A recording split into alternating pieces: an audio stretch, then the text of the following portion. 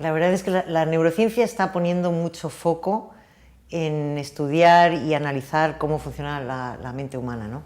Hay una frase de Antonio Damasio que a mí me gusta mucho, que es un neurocientífico, que dice que no somos máquinas de pensar que sentimos, sino que somos máquinas de sentir que pensamos. Y esto se demuestra en cualquier situación de negociación, de conflictos o de interacción humana, ¿no? Yo creo que para entender desde la inteligencia emocional, primero, una parte importante es entender que somos seres emocionales. O sea, se está demostrando que el ser humano es, en un gran porcentaje, se habla de un 80% de emociones y una parte racional muy importante, pero que es la que gestiona. Lo primero que salta en el ser humano es una sensación, es una emoción, una interacción humana. Cuando hay una discusión o de cualquier tipo, lo primero que haces es sentir cosas en la gente, ¿no? Entonces, es importante entender qué son las emociones. Por poner un ejemplo, vamos a hablar de las emociones de la rabia y de la emoción del miedo, ¿no? La rabia es una emoción básica sana que aparece en todo ser humano ante una situación de peligro, una sensación de amenaza, de peligro. Y lo primero que surge en el cuerpo son los cortisoles y la adrenalina. Los cortisoles es la hormona del estrés, es precisamente una hormona muy útil que nos hace reaccionar en momentos de estrés. En interacciones, como son negociaciones o gestión de conflictos, nos puede también hacer reaccionar de una manera no efectiva, sino con rabia, de forma agresiva. Saber autorregular, que ya hablaremos de ello después, esas emociones es importante, pero el primer paso es entender que son emociones que nos impactan primero químicamente, al aparecer los cortisoles, y luego a nivel anímico. Otra emoción claramente que estamos viviendo últimamente y constantemente es el miedo. Es una emoción básica sana que aparece ante una situación de incertidumbre. La incertidumbre es normal tenerla en situaciones que no conocemos, y por lo tanto el miedo, que es una emoción consecuencia de esa incertidumbre, también es natural, ¿no? Lo que no somos a veces conscientes es que ese miedo lo podemos convertir en un miedo que nos bloquee, que no sea efectivo, o un miedo que podamos tranquilizar y podamos gestionarlo de la manera adecuada. ¿Qué es lo que hace que lo gestionemos de una manera u otra? Pues claramente lo que es nuestro pensamiento, el diálogo interno, el poder influir en un momento dado para que no se nos vaya a no ser efectivo y lo podamos regular de manera coherente y comportándonos de la manera adecuada, ¿no? Aparte de las emociones, que nos podríamos tirar hablando de ellas un montón de rato, también es importante entender nuestro cerebro. Nuestro cerebro es un órgano que toma decisiones constantemente, que está interactuando con nuestra vida y nuestra calidad de vida constantemente, y sin embargo no sabemos mucho de él, ¿no? Entonces aquí sería interesante explicar las divisiones del cerebro. Tiene claramente un hemisferio izquierdo y un hemisferio derecho.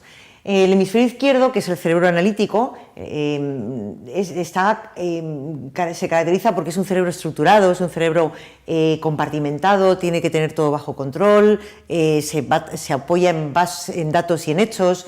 Es un cerebro que tiende a evitar y enfocarse en evitar todo aquello que no quiere que ocurra. Es un cerebro preventivo.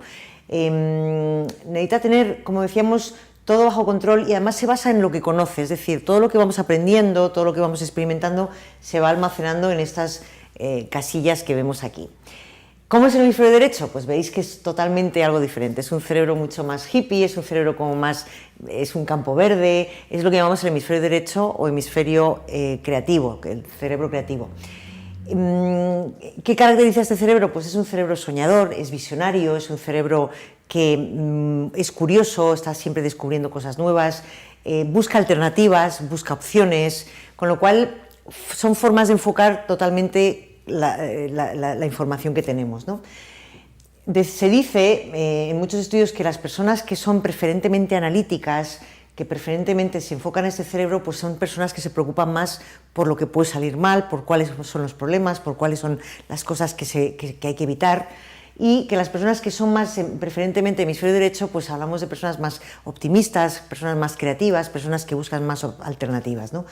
¿Qué es importante tener aquí de cara a la gestión de conflictos, a la negociación, a la gestión de problemas en general en nuestra vida? Pues todos tenemos los dos cerebros, y la combinación de ambos es muy importante. Desde que somos muy jóvenes nos centramos a trabajar mucho en el izquierdo, nos educan a que hay que ser preventivo, a que hay que evitar cosas que no queremos que nos ocurran, y eso es cierto, pero no nos olvidemos de que ir a la parte derecha del hemisferio nos hace hacer preguntas, buscar nuevas alternativas, buscar nuevas opciones, otras soluciones.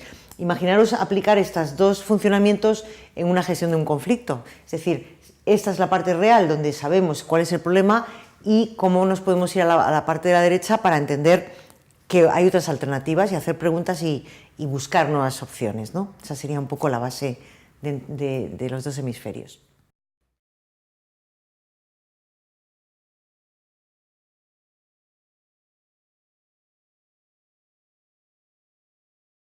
Bueno, la autorregulación lo que es importante saber es que es fuerza de voluntad, es decir, la capacidad que tenemos de influir en esas emociones que hemos hablado antes, la rabia, el miedo, para tratar y conseguir que las emociones no se nos vayan de las manos, ¿no?